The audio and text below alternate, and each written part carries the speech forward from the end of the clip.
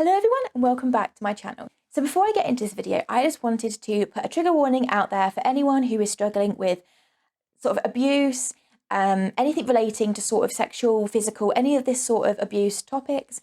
My last thing I want to do is to trigger anybody. So if you don't feel in the right place or frame of mind to watch something like that, then please go ahead and head over to my channel and watch something a bit more lighthearted.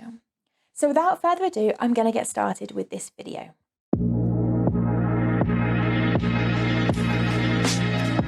Please don't forget to hit that subscribe button and like this video for more content like this.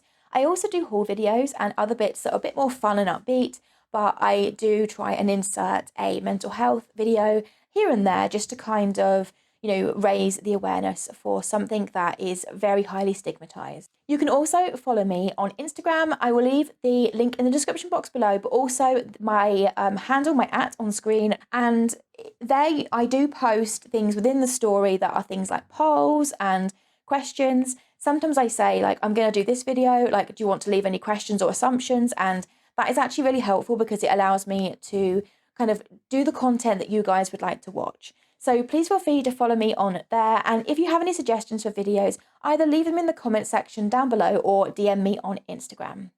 So just to kind of give you a bit of a background information, I didn't really have a great interest in acting. I had more of an interest in like singing and kind of like having that element and aspect of everything. I wasn't really fully into like, I want to be in plays and shows and performances and stuff.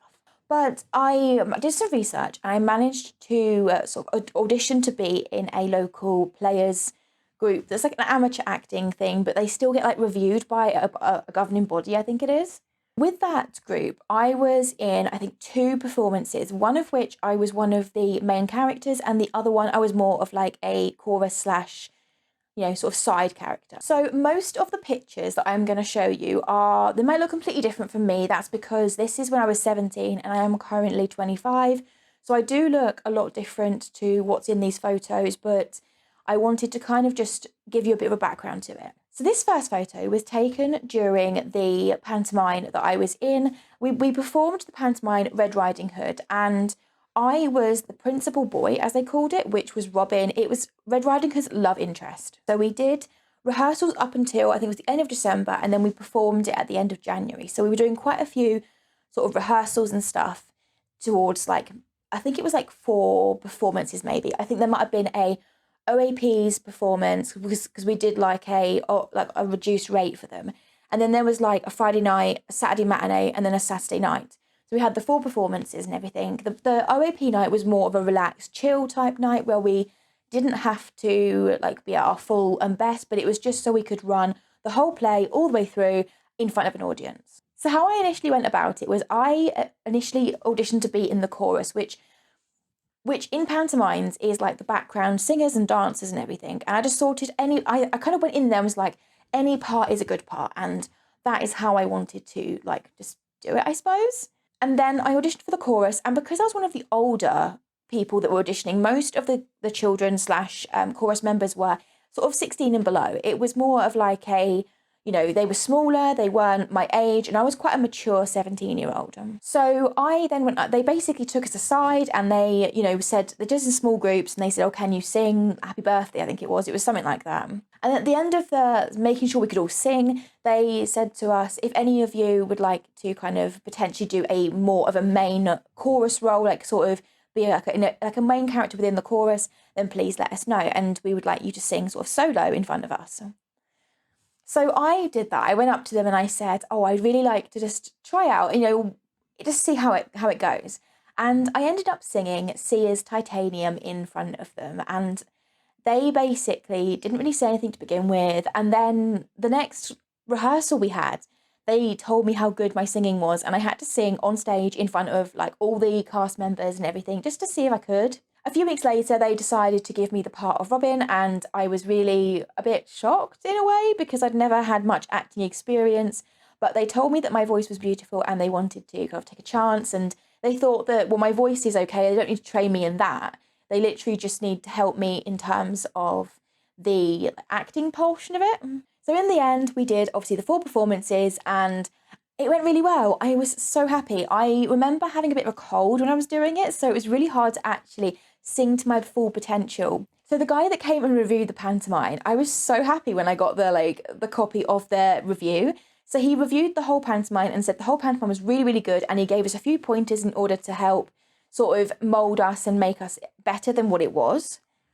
He then went ahead and he gave a little statement on each of the main characters and then the chorus as a whole. For my character, he turned around and said to me that my voice was beautiful, my acting was sort of moderate, and, that with a bit of practice, I would be, really good. He then said to me that because I was female trying to act as a male role, that I just needed to act a bit more manly, a bit more masculine, and I needed to almost come out of my shell a bit more. I took this on board, and actually I really agree with the comments that were said. He said that basically I seemed a bit shy on stage, and that really I should have kind of forgotten who I was and just gone as a character rather than me. But I really enjoyed the experience as a whole, and as you can see from the photos that I will insert in this clip, there was one photo of me singing at the very, very beginning of the performance. We sang Dolly Parton's 9 to 5, but because of the elements of the actual pantomime, we changed it to working 5 to 9. So it was just a slight change, and there was a few changes within the actual chorus and the other parts of the lyrics. The second photo I'm going to show you is actually one of my favourite photos that I've ever had of me doing pantomimes, and it is a photo of me singing the duet with Red Riding Hood, and we sang Ellie Goulding's How Long Will I Love You. We sang a bit so I sang a bit, she sang a bit, and then we duetted a bit, and I felt like I was almost on top of the world singing that. I felt like I was doing exactly what I was meant to do. So that whole performance as a whole, I absolutely loved it. And then because I was one of the main characters, I went out into the corridor afterwards, and especially with the matinee, the little kids, they love watching all the main characters. So we would go out for about half an hour and take pictures with the little girls and boys that kind of came to watch the show. And then they would have that as a memory. And it was really sweet because I was Robin, I didn't get many photos, but most of the children wanted to put pictures with the fairy, which was understandable. So, but it was still really, really nice to be included as one of the main cast members. So the next photo I'm going to show you is from the performance after this one. So we're talking a year later, and I had sort of had a bit of time off. I'd been sort of a bit unwell myself with my mental health, and I'd come back hoping to kind of get a decent part and sort of take my mind off of it. In this particular pantomime, I was a very sort of side character. I had, I think, 2 or 3 lines to say, and I felt a bit kind of almost brushed to the side. It was a different director, and I don't know if that was the reason why. I actually don't know, but I really enjoyed just being on stage and doing the performance, but I just felt a little bit well, I had a main character last year, and this year I get 2 lines. So it wasn't me feeling kind of selfish or anything. I just felt a little bit well, didn't I do a good job last year? Wasn't it good enough, sort of thing? And that was my mind kind of thinking, well, if you don't tell me what I've done wrong, I'm not going to actually be able to improve on anything. Fast forward to now, and actually I'm hoping to be in a performance again, hopefully in the next couple of months, starting to kind of audition and do a few bits and pieces. I had a break from the performances because I had a bit of a bad experience with one of the guys who was in the backstage crew in the Players when I was 17. So this is the part of the video where it's going to get a little bit sort of triggering maybe. So if you are triggered by any sort of situation such as self-harm, eating disorders or sexual abuse, then please click off the video, because the last thing I'd want is to trigger anybody. You can always come back and view this part of the video when you feel right in yourself to be able to view it, but I'm not going to be going into any depth, so it's completely up to you. So when I was performing in the Red Riding Hood performance in that first pantomime, I met one of the guys in the backstage crew. Now, it is important to remember that this guy was not my age. He was 68 at the time and I was 17. So we had this kind of friend relationship. And being the naive 17-year-old that I was, he said to me, I can help you with your singing. And that was kind of how the relationship formed. Unknowns to me, he was grooming me. He was giving me gifts. He was taking me and helping me sing. And he was trying to give me these pointers and stuff. And at the time, I kind of just thought he was being a friend. He was being friendly. But at one point, he took me back to his house, and it all kind of went downhill from there.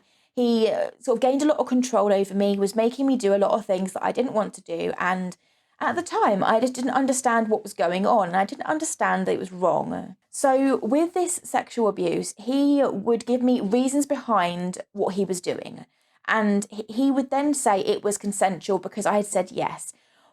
But in my mind, I'm like, well, if you had told me the reason, you hadn't lied to me and told me that you were doing this, and the whole backstory was really complicated, and I don't really want to get into it because it's very traumatic for me.